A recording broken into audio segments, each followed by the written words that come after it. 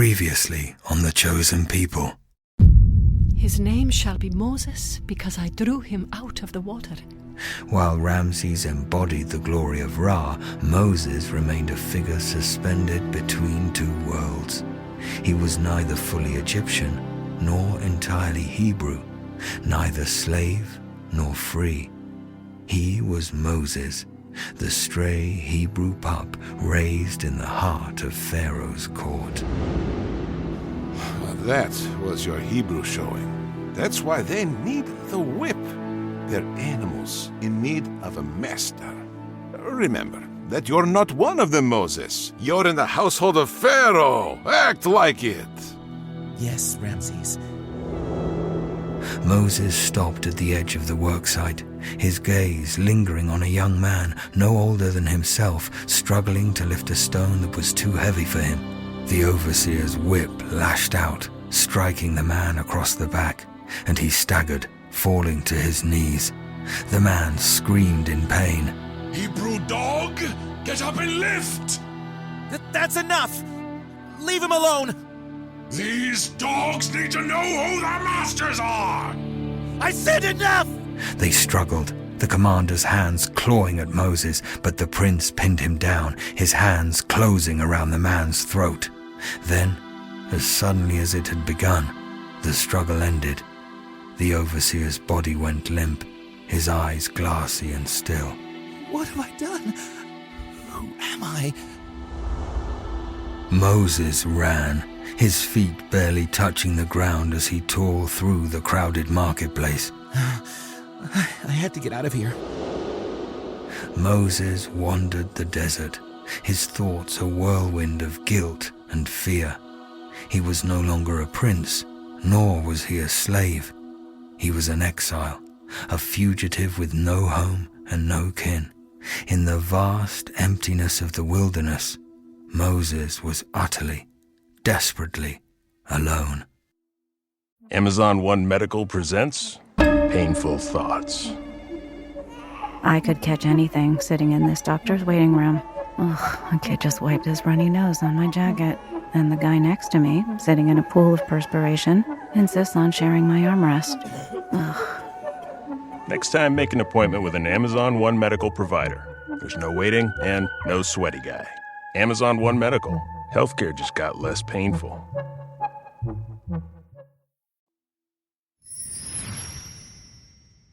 In the shadow of the well, a shepherdess meets her fate, and the world trembles under the weight of God's unfolding plan.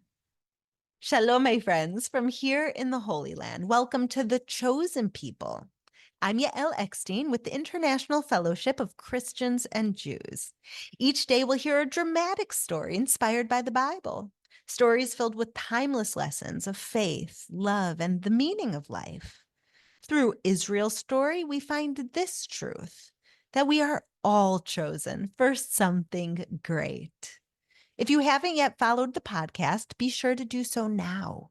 That way you never have to miss an episode, and that small step helps us tremendously as we try to be discovered by more people so that we can inspire them.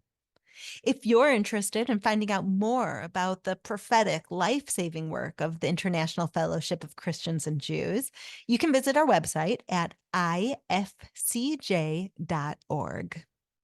Sometimes in the barren wilderness of our lives, we stumble upon moments that define our very essence. Today's dramatized Bible story is inspired by Exodus 2:16-22. In it, Moses wanders the desert, fleeing Egypt. Alone and lost, he stumbles upon a few young women in need of help. One small act of bravery sets in motion a new life for Moses. Let's see how a simple act of kindness can lead to an eternal covenant. With the best all-inclusive vacation deals to Mexico and the Caribbean, booking your getaway with Cheap Caribbean Vacations means you have more freedom to do your deal. Whether you want to enjoy snorkeling, endless margaritas, and more, or simply soak up the sun and sand in a tropical paradise, Cheap Caribbean Vacations has your deal for that. Plan and book the exact way you want at exactly the right price for you by using our exclusive Budget Beach Finder. Or find a featured all-inclusive package to Blue Diamond Resorts and do your deal at cheapcaribbean.com. The new year's here. It's the perfect time to refresh those household essentials and score some cashback rewards with Colgate-Palmolive. From toothpaste to dish soap, chances are you've got Colgate-Palmolive products on your shopping list and in your house right now. We're talking brands like Colgate, Soft Soap, Palmolive, Irish Spring, Fabuloso, and Tom's of Maine. And right now, you can get up to a $10 digital Visa prepaid card when you buy up to $30 of Colgate-Palmolive products. Here's how it works. Spend $20 on their products, get $5. Spend $30, get a $10 reward. All you do is shop your favorite brands, snap a pic of your receipt, and upload it to cprewards.com. It's so easy. That's cprewards.com.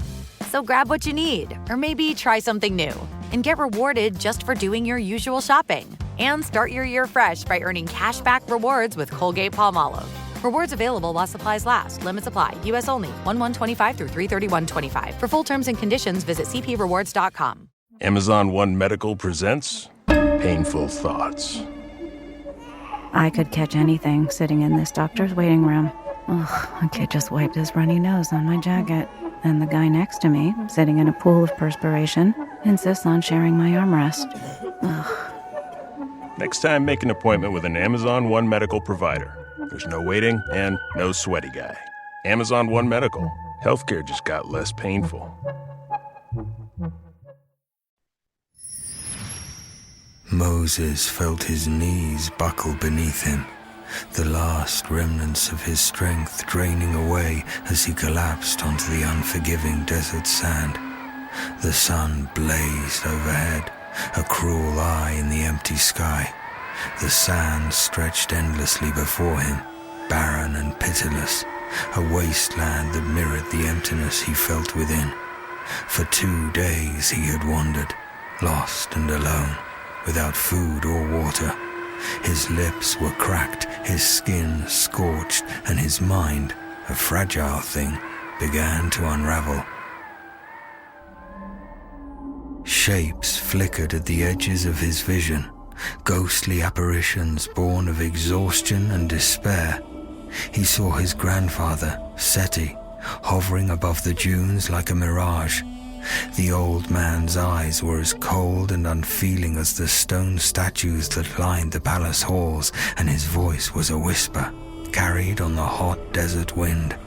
What is a more merciful death, Moses? To drown in the Nile or melt under the desert sun? You should never have lived. Moses blinked, his throat too dry to form words, and the vision of Pharaoh vanished. In Seti's place stood Bitya, the woman who had plucked him from the river and raised him as her own. Her eyes were filled with a bitter disappointment that cut deeper than any blade. I should have never saved you. You aren't a blessing, but a curse. Moses' lip trembled as he stared at her, the weight of her words pressing down on him. But as quickly as she had appeared, Bitya was gone, her image swept away by the desert wind. In her place was another figure, a woman with soft eyes and a tender voice, familiar yet distant, like the faded memory of a dream. Rest, sweet child. You need your strength. You have a purpose. There's a reason God Most High spared you from the Nile. Moses tried to speak, but his tongue clung stubbornly to the roof of his mouth, dry as the sands beneath him. The woman's face blurred and faded, carried away like grains of sand in the wind. Moses was left alone once more, his vision darkening as he closed his eyes, surrendering to the creeping shadows and the scorching heat. The storm loomed on the horizon, a swirling wall of sand that would bury him in a hot, unmarked grave. Darkness swallowed him whole. Moses awoke to the chill of night, the oppressive heat replaced by a biting cold that gnawed at his bones. Sand clung to his back, falling away as he pushed himself upright. Above him, the night sky stretched endlessly, a tapestry of stars so bright and clear it seemed to touch the world's edge. Moses stared up at the heavens, the weight of his despair momentarily lifted by the quiet beauty of the stars. The desert was silent now, save for the faint whisper of the wind.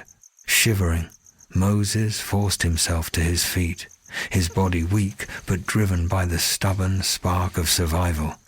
He focused on the North Star and walked on. He wondered if there was anything beyond the desert, anything but death and emptiness. His march seemed endless until at last the ground beneath him began to change. The earth grew firmer, dotted with clumps of dry brush and thorny plants that clawed at his ankles. Foliage meant water, and water meant life. Moses quickened his pace until he saw it. A well was half hidden in the distance. Its circular stone walls rose from the ground like an oasis in the desert. Moses staggered toward it, his vision narrowing to the single blessed sight. When he reached the well, he collapsed against its cool stone, thrusting his head down into the water. He drank greedily, like a beast, gulping down mouthfuls of water until his throat burned with relief. Exhausted, Moses leaned back against the well's rough stone, his body finally finding rest as sleep overtook him. The early rays of dawn broke over the horizon, warm and golden. Moses stirred as the sunlight brushed his cheek, gentle as a lover's touch. For the first time in days, he felt something close to peace. The water had revived him, and his mind was clear, though his body still ached with fatigue.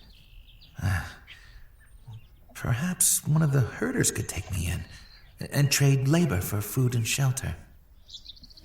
His thoughts were interrupted by a shriek in the distance. Moses turned. He scanned the rocky landscape. Behind a cluster of jagged stones, he saw a group of young women, 7 in all, huddled together in fear. 3 men circled them like wolves, their faces twisted with cruel amusement. How many times do you people have to be told to stay away from our well? Seems like you haven't learned your lesson. Maybe we should tame them. We meant no trouble. We thought if we came early enough, it wouldn't bother you. Please, let us leave in peace. If I let you leave without a few bruises, what's going to remind you to listen? Moses' jaw clenched, his hands curling into fists. His eyes darted around, searching for anything he could use. A shepherd's staff was leaning against a low fence, simple, sturdy, and perfectly suited to his needs. He snatched it up, his knuckles turning white as he gripped it tightly and crept closer to the men. One of the men took a threatening step toward the girls. I don't care who your father is. This well is for our herds. Maybe we'll take one of yours payment for all the water you've stolen from us. But before the men moved, Moses stepped out from behind the rocks, his voice cutting through the morning air like the crack of a whip. Get out of here! He swung the staff with all his might, striking the nearest man squarely on the head. The blow sent the shepherd sprawling, his body crumpling into the dust. The other 2 turned and lunged at Moses. The first man swung wildly, but Moses, guided by the instincts drilled into him by Sabait's training, dodged the clumsy strike. He planted his feet and jabbed the staff down, hooking one of the men's legs out from under him. The shepherd fell, cursing as he hit the ground. The third man drew a blade, slashing at Moses with quick, desperate strikes. Moses stepped back, narrowly avoiding the lethal edge, then pivoted and brought the staff crashing into the man's ribs. The shepherd doubled over, his knife clattering to the ground. Moses pounced, pinning the man beneath him, his staff pressed hard against the shepherd's throat. How does it feel? Moses snarled, his voice low and dangerous. How does it feel to be helpless? The man's eyes bulged, his breath coming in shallow gasps. Moses' vision narrowed, the world reduced to the ragged breathing of the man beneath him and the furious beat of his own heart. The rage threatened to consume him, but then he caught sight of one of the women, her face pale with terror. Her eyes cut through the red haze in Moses' mind, pulling him back from the brink. With a shuddering breath, he released his grip. The shepherd scrambled away, coughing and clutching at his bruised throat. The three men fled. Moses watched them go, his chest heaving as the adrenaline began to fade. He was left alone, slumped in the dirt, his head pounding from the exertion. The girls came over to him and helped him up. The one Moses perceived to be the oldest attended to him, dabbing his forehead with a wet cloth and bringing him some water. Moses' head tilted back and forth. The sides of his eyes were becoming dark. Hey, look at me. Are you okay? I'm... Moses fell forward into her arms. He blushed, then leaned back to regain control. I'm fine. He managed to say the words, though he knew it was a lie. The world tilted around him, and he swayed. You're not fine. Zippa, fetch father. No. Don't trouble yourself. Here. Let me get some water for your flocks. Moses took some water and poured it into the trough. The sheep came to graze. Moses patted them on the head, then fell to the ground. Moses tried to rise, but his legs betrayed him. The throbbing in his head intensified, and the world went black again. Moses awoke to the sound of softly clinking beads swaying in the breeze. He blinked, his senses returning slowly as he took in his surroundings. He was inside a tent, lying on blankets of wool and fur. The air was fragrant, with the scent of burnt sage and herbal tea. Beside him, a pitcher of water and a small plate of cured meat lay waiting.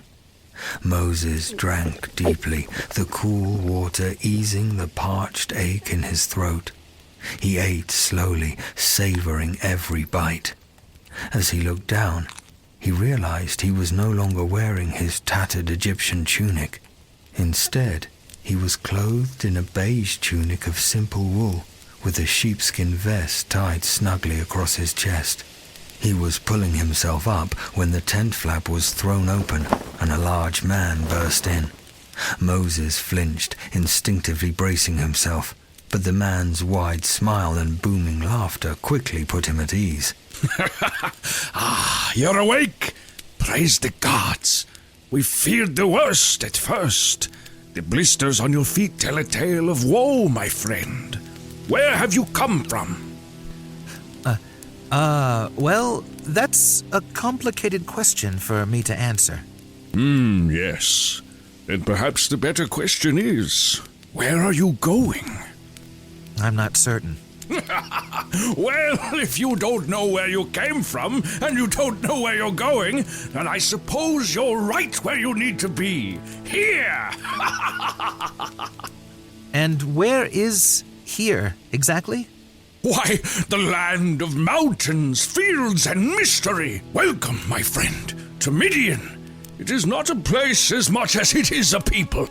Moses winced as he got to his feet, his body still weak, but the man caught him in a powerful embrace, wrapping him in a bear-like hug and kissing his forehead in a gesture of unexpected tenderness. I am Jethro, High Priest of Midian, and the father of the lovely young ladies you saved. I am in your debt, my friend. As a Midianite, I always pay my debts tenfold. Come with me. Jethro led Moses out of the tent, and together they strolled through the camp. It was a simple place, filled with the bustle of daily life. Children ran between tents, laughing and playing games. Women sat in small circles, weaving baskets and sharing quiet conversation, while men hauled in sacks of wool from the morning's shearing. Moses found himself smiling at the simple harmony of it all, a far cry from the cold grandeur of Thebes. We are a nomadic people, hopping from pasture to pasture with our flocks. We take what we need from the land, thank it, and then move on to another plot. It's not what you're probably accustomed to being from Egypt, but I'm sure you'll find it to be a satisfying life. How did you know I was from Egypt? I am a nomad, not a hermit. We've had the displeasure of meeting Pharaoh's men before, but by the looks of your carved feet and shameful gaze, I take it you no longer belong to the people of the Nile. I don't know who I belong to. Believe every man can choose who they belong to. Who we're born as and who we become can be two entirely different people. I don't know who I was born as. So how will I know if who I become is any different? Ah, so you are a stranger to yourself, I see. I find the greatest way to understand who you are is by looking at your reflection. Like in a mirror? No, not in glass. In the faces of those around you. Look! Moses followed Jethro's gaze, observing the camp with new eyes. He saw joy in the way the children played, trust in the way women worked side by side, and camaraderie in the men's shared labor. There was a quiet, unspoken bond that connected them all, an understanding that transcended words. I can see myself in all of them. The way I treat them reflects back in the way they treat me. My worth as a father is reflected in the eyes of affection my lovely daughters give me. My abilities as a leader are reflected in the full bellies and teamwork of my people. Do you see? They are my reflection. I am theirs. I see. Moses thought back to the Egyptian he had killed, and the fear on the faces of the Hebrews who had witnessed his outburst. He saw his own anger and confusion mirrored in their eyes. What is your name, my friend? I am Moses. You are welcome to remain here with us, Moses. Perhaps we can show you who you are. Moses looked out over the camp, watching as life went on around him. For the first time, he felt the stirrings of something he had long thought lost: hope. He was not yet certain of who he was or where he was going, but for the first time in a long while, he felt he was on the path to finding out. That night, Moses sat alone by the fire. Flames danced in the darkness, crackling and hissing like serpents, their light casting long, flickering shadows across the encampment.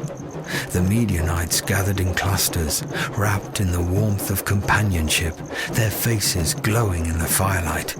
Children, wide-eyed with wonder, listened to Jethro spin tales of old, of gods and giants, of lost kingdoms and wandering tribes. The men and women played instruments of bone and wood, their music mingling with the night air. Moses sat apart from the others, peeling the skin from an almond with the tip of his dagger. His eyes were distant, fixed on the flames, but seeing something far beyond them. The desert night was alive with the music of the Midianites, yet Moses felt like a ghost haunting the edges of their world. He was a stranger here, among these simple, kind-hearted people, still grappling with who he was and what he had left behind. Then she appeared beside him, the woman he had saved. Her hair was tightly braided back, with beads that caught the firelight as they hung from her neck to her chest. She was a vision of grace and strength, different from the high-born Egyptian women he had grown up around, yet just as striking. She carried herself with a confidence that spoke of a life spent under the open sky, and her hazel eyes met his with a steady, knowing gaze.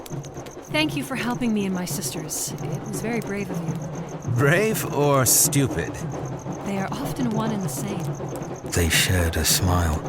The firelight danced in her eyes, and for a moment, Moses felt his heart skip a beat. She was more than just her looks. There was a sharpness in her gaze. I'm Moses. I'm Zipporah, the daughter of the high priest of Midian. Yes, I've met your father. He's an interesting man. He thinks we should get married as a reward for your chivalry.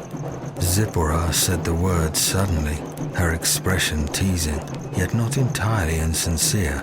What? We just met, Why so flustered, Moses? She leaned in closer, a mischievous smile playing on her lips. Do you not think I'm beautiful enough? Or is it that I'm so remarkable that I've merely taken your breath away? No, I mean, yes, but no, wait. Enough stammering. We will speak of marriage later. Come, dance with me. She took his hand and led him toward the fire, her grip firm and unyielding. The tambourines shook, the drums thumped like a heartbeat, and Moses found himself drawn into the rhythm of the Midianites. Zipporah moved with an easy grace, her steps fluid and confident. The firelight illuminated her dark, smooth skin. Moses, though clumsy at first, did his best to keep up. She laughed at his missteps, and he found himself smiling despite his awkwardness, caught up in her spirit. As the night wore on, the music seemed to seep into his bones, and Moses began to find his footing. The two of them danced under the stars until the music faded, and all that remained was the soft crackle of the embers and the distant song of crickets. Thank you for tonight, Zipporah.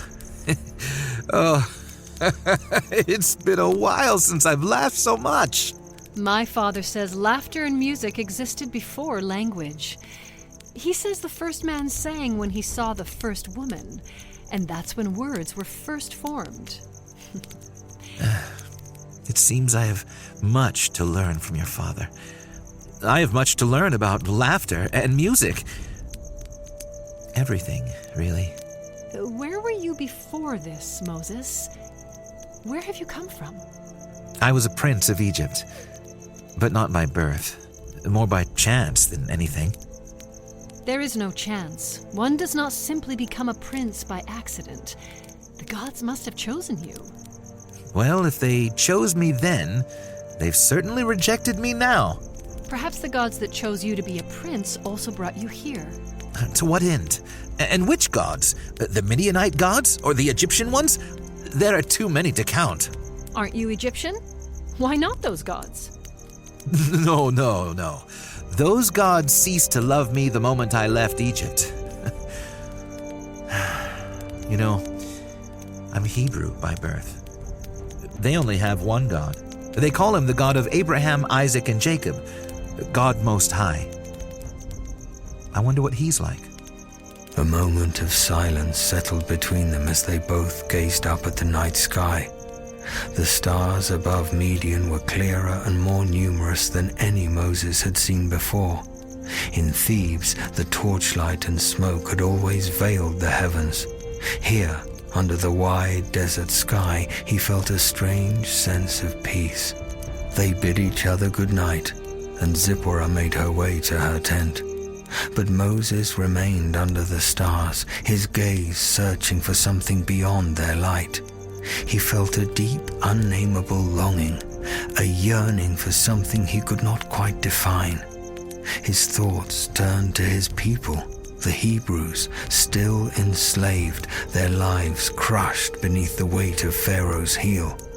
Ramses would be no more merciful than his father. Moses knew that well enough. The question gnawed at him like a festering wound. Was it his responsibility to do something? Fear tightened its grip on Moses' heart. Not just the fear of returning to Egypt and facing his past, but the fear of the burden that awaited him. If he went back, if he chose to face what he had left behind, he knew he could not remain silent. He would have to act. But how? He was a fugitive, a murderer. What power did he have? Time flowed differently in Midian. like a slow-moving river, unconcerned with the haste of the world beyond. Days slipped into weeks, and weeks into months, each one folding gently into the next. As Jethro had foreseen, Moses married Zipporah. They were wed under the stars, beside the flames, just as they had danced that first night. There was a simplicity to it, a purity that felt truer than all the grand ceremonies of Thebes. Their love bore fruit, and soon Zipporah gave birth to a son. Moses lifted the boy high into the air, the stars watching as witnesses, and declared, "I will name you Gershom. For even though I live here, I'm still a sojourner, a stranger. I guess I've been a stranger all my life." Moses began to peel back the layers of his identity, like the skin of an almond, but he had yet to find his core. In the desert, he found refuge and peace, a sense of belonging that had eluded him for so long. Jethro made him a shepherd, and Zipporah taught him the ways of the sheep.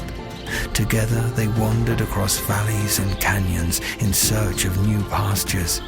They spoke for hours under the open sky about life, love, and leadership, about gods and men. For decades, Moses lived in the rhythm of Midian, singing songs, herding sheep, feeling the earth beneath his feet, the sky above his head. He found solace in the simplicity of the shepherd's life, but the past never truly left him.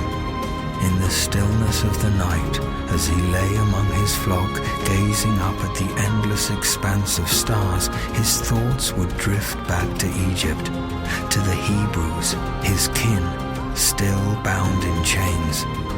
He wondered if he had made a mistake by leaving, if perhaps he had turned away from a calling he did not yet understand.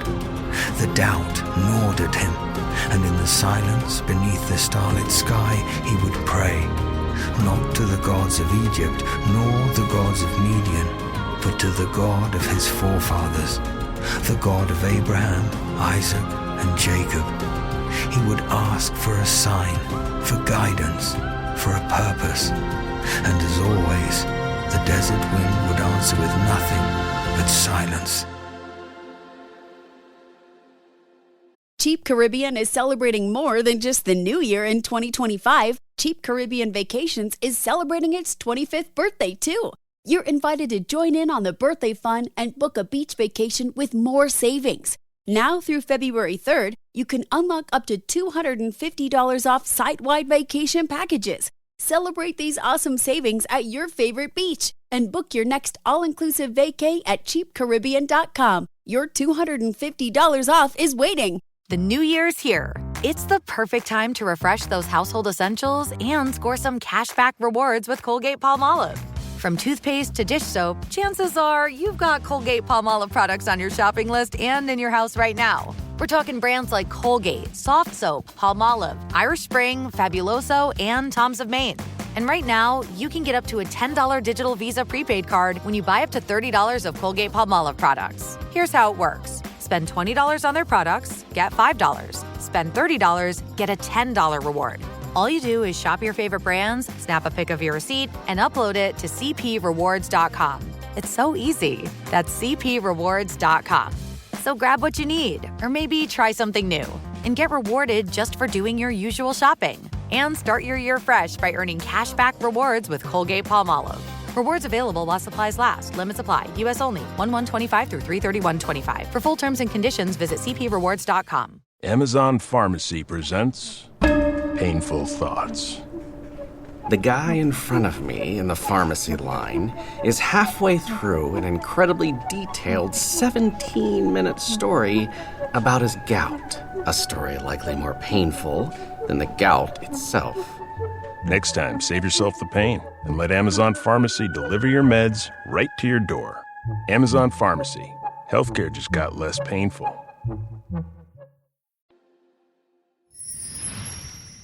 Wow, what an incredible story. A simple act of hospitality at a well ties together lives in this grand story of the chosen people. That is how God often works, isn't it? Moving in the mundane, turning the ordinary into the sacred. How often do we miss God in our everyday encounters, unaware of the destiny being written by our lives? In the quiet of Midian, Moses found refuge. A fugitive shepherd, his life seemed to stretch before him in a slow, uneventful cadence. But his memories haunted him. Moses had tasted leadership in Egypt, and then he intervened to protect an Israelite from an Egyptian taskmaster. The very next day, he tried to mediate a quarrel between two Israelites, only to face their indignant rebuke. Who appointed you as a prince and leader over us? He wasn't even a leader yet, but he was already contested. Moses fled. His life was at risk.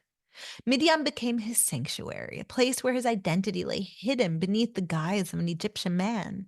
Jethro's daughters spoke of him as such when he saved them from rough shepherds. Moses married Zipporah, Jethro's daughter, and settled into the life of a shepherd, far removed from Pharaoh's grip and Israel's suffering. But in the quiet of the desert, tending his flock, Moses had time to reflect. In the stillness of the desert nights, doubt crept in. Was he truly fit to lead? Could he really bear the weight of the chosen people's suffering? The desert became a testing ground for Moses, a place where he wrestled with his inner demons, his fears, his doubts. Moses' time in Midian forced him to find within a strength and a courage that he didn't even know that he possessed. Insights from one of my dear teachers, Rabbi Jonathan Sachs of blessed memory, brings clarity to this struggle that was going on inside of Moses. Moses feared seeing the full picture, Rabbi Sachs says, the divine perspective, because it might have robbed him of his humanity. To understand suffering might have led him to an acceptance of suffering, and Moses could never accept suffering for the chosen people. Moses chose to remain human, to feel the pain of his people, to fight against injustice, rather than understand it and make peace with it. This fear, this refusal to accept suffering defined Moses' leadership. His journey in Midian was not just about finding refuge, it was about him finding himself, finding the balance between justice and mercy, strength and compassion. Moses emerged from Midian not just as a shepherd of sheep, but as a shepherd of the chosen people. To speak more on this passage is our dear friend, Bishop Paul Lanier. Thank you, Yael. Can I begin by making the obvious statement? Moses is a deliverer. His own life actually started miraculously through deliverance when the midwives wouldn't deliver him into Pharaoh's hands, but he was delivered by his mother, by his sister, even by Pharaoh's daughter, and the basket. Then he sees one day something happening. You see, his mother had nursed him for the first few years of his life, and she was giving him more than milk. She was actually being paid by Pharaoh to care for her own son, and she was nursing him on a sense of his truest Hebrew identity, so that one day when he's out in the community and he sees an Egyptian soldier harassing a Hebrew man, Moses might not have fully understood what he was feeling, but something rose up in the man, and he stepped into that situation and he interrupted the assault, and he took the Egyptian soldier and killed him and set the Hebrew free. Well, that's a small taste of great things to come. Why did he do this? Because he's a deliverer. It's who he is. It's what he does. Well, word got out what Moses had done. He has to run for his life. He can't stay in Egypt. He can't remain with his family. He finally settles in the Midian desert, and he sits on a well, and these daughters of a Midian priest bring their sheep to receive drink from a well, but they are harassed, like an Egyptian soldier, by the locals who come to stop them from feeding the sheep. And again, something rises up in Moses. He's offended by what he sees happening to these defenseless women, and he steps up and he steps in and he chases the locals away and gives drink to the sheep of the daughters. Why? Because he's a deliverer. It's who he is. It's what he does. Now, he might not have fully understood the assignment of God upon his life or the anointing of God to fulfill that assignment. You know, it teaches us something, doesn't it? Timing can be everything. You can do the right thing at the wrong time, and it becomes the wrong thing.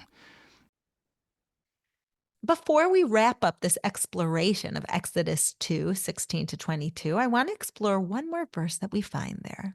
One more word, actually. A name. In verse 22, the Bible tells us that Moses named his firstborn son Gershom. In Hebrew, that name means a stranger there. The simple explanation of that name is that Moses was living in Midian, not his native land of Egypt, and so he felt like a stranger. But a great sage in Jewish tradition suggests something deeper. Perhaps Moses, even then in Midian, had a longing to be in constant communication with God. People on that high of a spiritual level sometimes feel like a stranger. They seek God, but they see that most people around them do not. If this is why Moses named his son Gershom, then each one of us who seeks God has something to learn from this. We seek God, but it's normal to sometimes feel like a stranger because our friends, maybe our family, our associates do not seek God the same way that we are. But we can take inspiration and a lesson from Moses, who, according to Jewish tradition, was the greatest of all prophets, who was always in touch with God. What we can learn from him is that each one of us can become like Moses as we seek God. Even though we can sometimes feel alone, like a stranger, we just need to continue to seek God and to find comfort in his embrace. Because remember, those who are truly one with God are never really strangers to anything. As the chosen people, when we are one with God, we have the best and most reliable and loving friend in the world. You can listen to The Chosen People with Yael Eckstein ad-free by downloading and subscribing to the pray.com app today. This pray.com production is only made possible by our dedicated team of creative talents. Steve Katina, Max Bard, Zach Schellebarger, and Ben Gammon are the executive producers of The Chosen People with Yael Eckstein, edited by Alberto Avila, narrated by Paul Coltofianu. Characters are voiced by Jonathan Cotton, Aaron Salvato, Sarah Seltz, Mike Reagan, Stephen Ringwald, Sylvia Zaradok, and the opening prayer is voiced by John Moore. Music by Andrew Morgan Smith, written by Bree Roseley and Aaron Salvato. Special thanks to Bishop Paul Lanier, Robin Van Etten, Caleb Burrows, Jocelyn Fuller, and the team at International Fellowship of Christians and Jews. You can hear more Pray.com productions on the Pray.com app, available on the Apple App Store and Google Play Store. If you enjoyed The Chosen People with Yael Eckstein, please rate and leave a review. Stop hitting snooze on new tech. Upgrade the whole team at Lenovo.com. Unlock AI experiences with the ThinkPad X1 Carbon, powered by Intel Core Ultra processors, so you can work, create, and boost productivity all on one device. Win the tech search for business PCs at Lenovo.com. Lenovo Lenovo. With the best all-inclusive vacation deals to Mexico and the Caribbean, booking your getaway with Cheap Caribbean Vacations means you have more freedom to do your deal. Whether you want to enjoy snorkeling, endless margaritas, and more, or simply soak up the sun and sand in a tropical paradise, Cheap Caribbean Vacations has your deal for that. Plan and book the exact getaway you want at exactly the right price for you by using our exclusive Budget Beach Finder, or find a featured all-inclusive package to Oasis Hotels and Resorts and do your deal at cheapcaribbean.com. The new year's here. It's the perfect time to refresh those household essentials and score some cashback rewards with Colgate-Palmolive. From toothpaste to dish soap, chances are you've got Colgate-Palmolive products on your shopping list and in your house right now. We're talking brands like Colgate, Soft Soap, Palmolive, Irish Spring, Fabuloso, and Tom's of Maine. And right now, you can get up to a $10 digital Visa prepaid card when you buy up to $30 of Colgate-Palmolive products. Here's how it works. Spend $20 on their products, get $5. Spend $30, get a $10 reward. All you do is shop your favorite brands, snap a pic of your receipt, and upload it to cprewards.com. It's so easy. That's cprewards.com. So grab what you need, or maybe try something new, and get rewarded just for doing your usual shopping. And start your year fresh by earning cashback rewards with Colgate-Palmolive. Rewards available while supplies last. Limits apply. U.S. only. 1/1/25 through 3/31/25. For full terms and conditions, visit cprewards.com. Are you still quoting 30-year-old movies? Have you said cool beans in the past 90 days? Do you think Discover isn't widely accepted? If this sounds like you, you're stuck in the past. Discover is accepted at 99% of places that take credit cards nationwide. And every time you make a purchase with your card, you automatically earn cash back. Welcome to the now. It pays to Discover. Learn more at discover.com/creditcard, based on the February 2024 Nielsen report. At David's Bridal, love is in every stitch. From the initial sketch to the final details, each style is designed with exquisite craftsmanship. Every wedding gown, bridesmaid look, prom dress, and special occasion style in between features handcrafted details filled with love. Come see the magic in person. Book an appointment and sign up for Diamond Loyalty to save 15% on your first purchase. Earn points towards special rewards and more at davidsbridal.com.